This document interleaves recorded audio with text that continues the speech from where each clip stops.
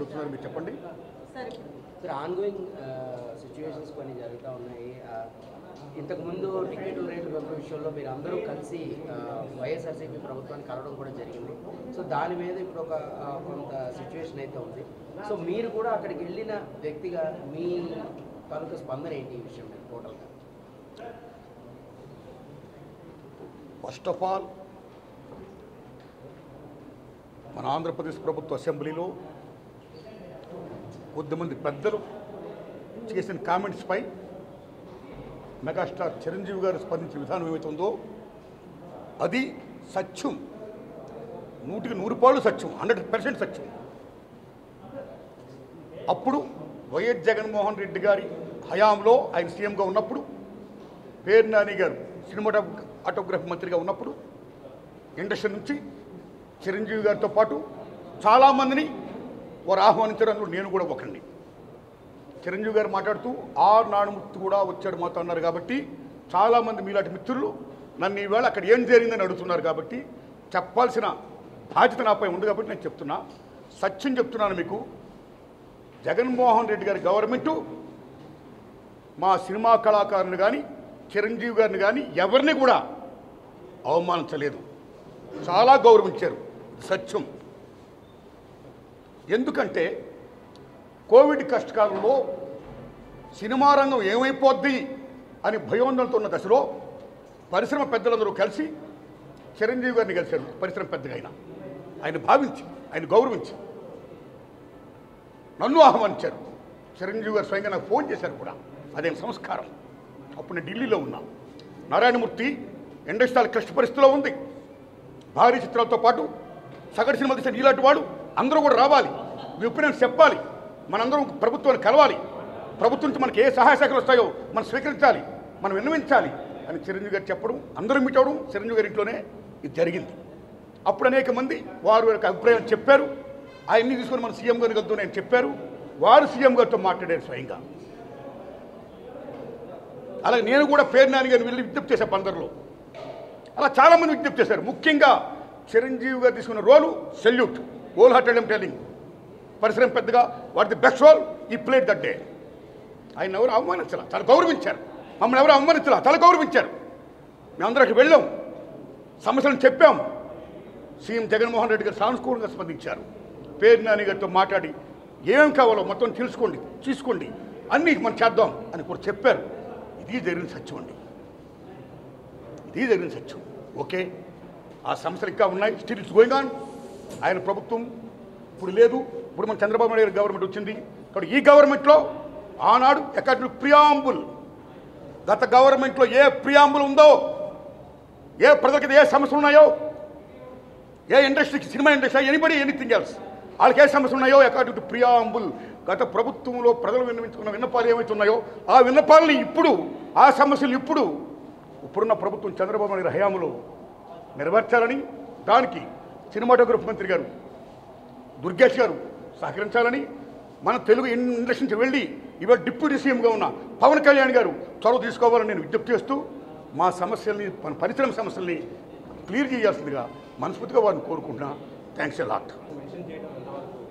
Sir, Balakrishna గారు ఎవడు అడగలేదు అని చెప్పడం అనేది వారు తెలిసింది వారు చెప్పారు.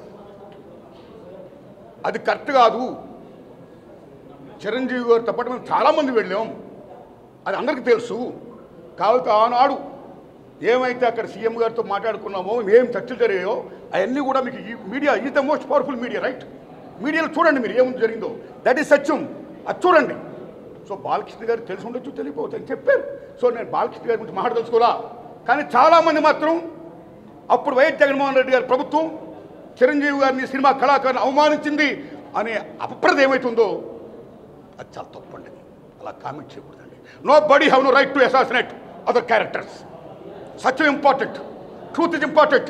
ఆ ట్రూత్ అప్పుడు ఏ కెమెరా అయితే షూట్ చేసావో అది చూడండి, అది తెలుసుకోండి, జనాన్ని చెప్పండి. That's all. సినిమా టికెట్లు పదే పెంచడం రేట్లు ఎంతవరకు correct sir? Yes, since beginning పరిశ్రమలో ఒక సగటు నిర్మాతగా, దర్శకుడిగా, నటుడిగా అన్నిటిని మించి ఒక ప్రేక్షకుడుగా మొదటి నుంచి నేను కానీ చాలామంది ప్రదక్షామం కూడా అనేక మంది సినిమా టికెట్ల రేట్లు పెంచొద్దు పెంచొద్దు పెంచొద్దు, సామాన్య ప్రజలపై భారం మోయొద్దు మోయొద్దు మోపొద్దు అని ఎంతోమంది విజ్ఞప్తి చేస్తాం, చాలామంది విజ్ఞప్తి చేస్తారు, కొంతమంది కోర్టు కూడా వెళ్తున్నారు. భారతదేశంలో సామాన్యుడు కూడా వినోదం పంచేది కేవలం సినిమా, మహాతల్లి సినిమా. సామాన్యుడు కూడా వినోదం పంచేది. అలాంటి వినోదాన్ని కాస్ట్యూమైజ్ చేయొద్దు అని మేము అందరూ విజ్ఞప్తి చేస్తాం, చాలామంది విజ్ఞప్తి చేస్తారు, కోర్టు కూడా వెళ్తున్నారు. ఆ రోజుల్లో కేసీఆర్ గారు సీఎం గారు ఉన్నప్పుడు టికెట్ రేటు పెంచిపోతుంటే మాలాటోళ్ళందరూ విజ్ఞప్తి చేశాం. మా విజ్ఞప్తిని మన్నించి కేసీఆర్ గారు అప్పుడు టికెట్ రేటు పెంచలా. కానీ తర్వాత అదే గవర్నమెంట్లో కొద్దిమంది వెళ్ళి ప్రొడక్షన్ కాస్ట్ ఎక్కువైపోతుందండి, టికెట్ రేట్స్ కన్నా పెంచకపోతే మేము కోరుకోవడం కష్టం అని కొన్ని విజ్ఞప్తి చేయడం వల్ల మళ్ళీ అగైన్ టికెట్ రేట్లు పెంచారు. అప్పుడున్న గవర్నమెంట్ కూడా పెంచారు. తర్వాత ఇప్పుడు రేవంత్ రెడ్డి గారి గవర్నమెంట్ వచ్చింది. రేవంత్ రెడ్డి గారి గవర్నమెంట్ వచ్చిన తర్వాత అగైన్ ఈ టికెట్ రేట్ పెంచడం అనేది స్టిల్ గోయింగ్ ఆన్. ఇది కరెక్ట్ కాదు. ఎందుకంటే టిక్కెట్ల రేట్లు పెంచేది కేవలం హీరో అభిమానుల కోసం, ఆ ఒత్తిడిని తట్టుకోలేక ఒత్తిడిని తగ్గించడం కోసం, కాస్ట్ని పెంచుకోవడం కోసం, కాస్ట్ని రీకాల్క్ చేసుకోవడం కోసం పెంచుతూనే ఉంటున్నారు.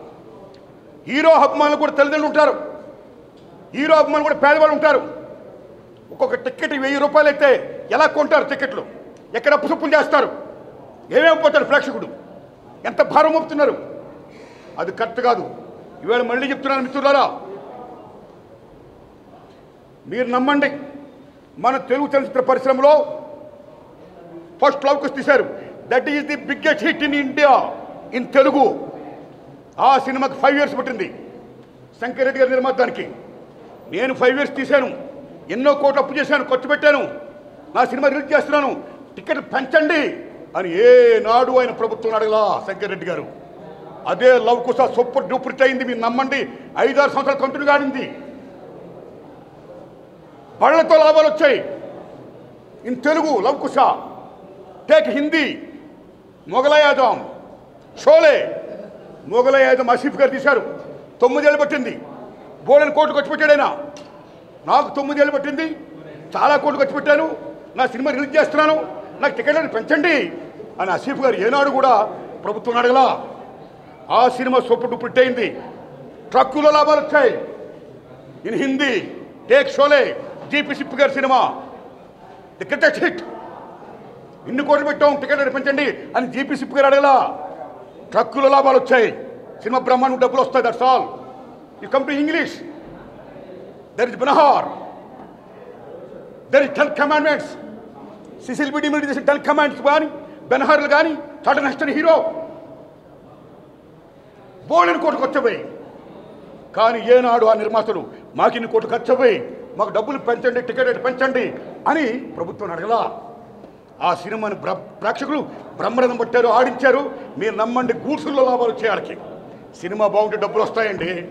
ఈ రకంగా టికెట్ రేట్లు పెంచుకుంటూ సామాన్యుడిపై భారం మోపడం అనేది పరమ దారుణం దర్శాలు. నేను ఒకటే కోరుతున్నాను రేవంత్ రెడ్డి గారిని, అయ్యా రేవంత్ రెడ్డి గారు, మీరు అసెంబ్లీలో మాట్లాడుతూ అసెంబ్లీ సాక్షిగా నా హయాంలో టికెట్ రేట్లు పెంచను, మిడ్ నైట్ షోలు వేయనన్నారు మీరు. టికెట్ రేట్లు పెంచను, మిడ్ నైట్ షోలు వేయనన్నారు మీరు. మేమందరూ ఆనందించాం, అశుద్వానంతో క్లాప్స్ కొట్టాం.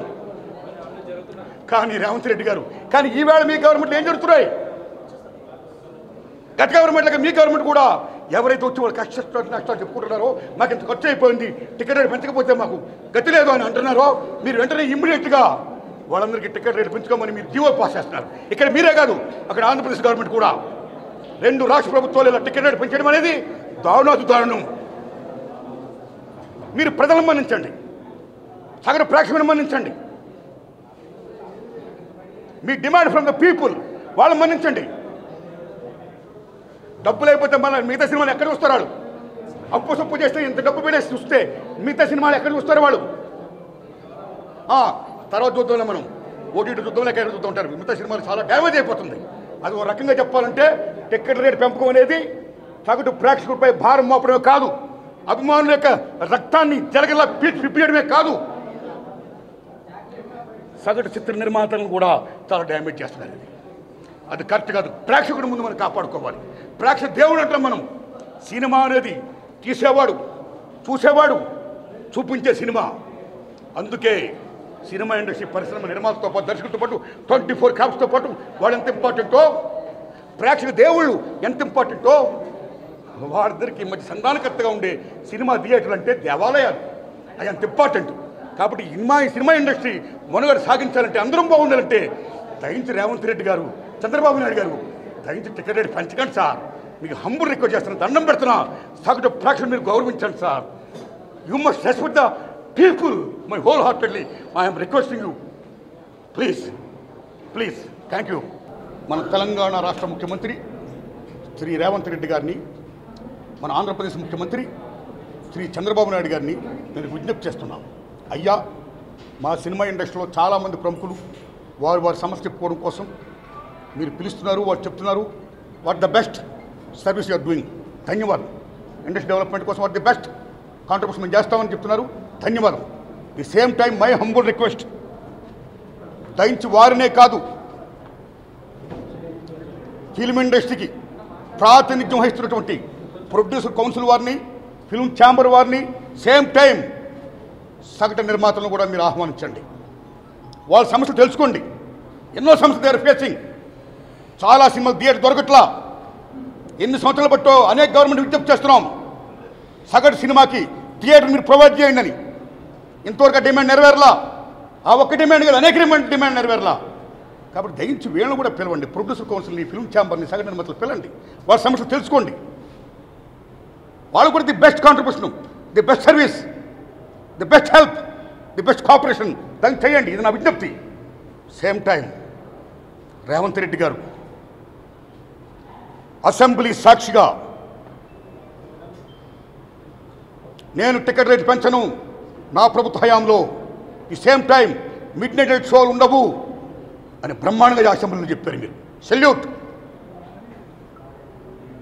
ఈ ప్రజాస్వామ్యంలో అసెంబ్లీ అంటే దేవాలయం. మీ నాయకులు ది రిప్రజెంట్ ఆఫ్ గాడ్, దేవుని ప్రతినిధులు మీరు, టు సర్వ్ ద పీపుల్. కాబట్టి అలాంటి అసెంబ్లీ దేవాలయంలో మీరు ఏం మాట ఇచ్చారో ఆ ఆడిన మాట తప్పకుండా ప్రేక్షకుల్ని, సగటు నిర్మాతని, టోటల్ ఇండస్ట్రీని, మొత్తం పరిశ్రమ మనుగడ్ని కాపాడవలసిందిగా, ఇంకా టికెట్ రేట్ పెంచకుండా, ఈ మిడ్ నైట్ షో లేకుండా మీరు చేయాల్సిందిగా హృదయపూర్వకంగా తమరిని, సీఎం చంద్రబాబు నాయుడు గారిని నేను మరీ విజ్ఞప్తి చేస్తున్నాను. Please honour the people. నమస్తే.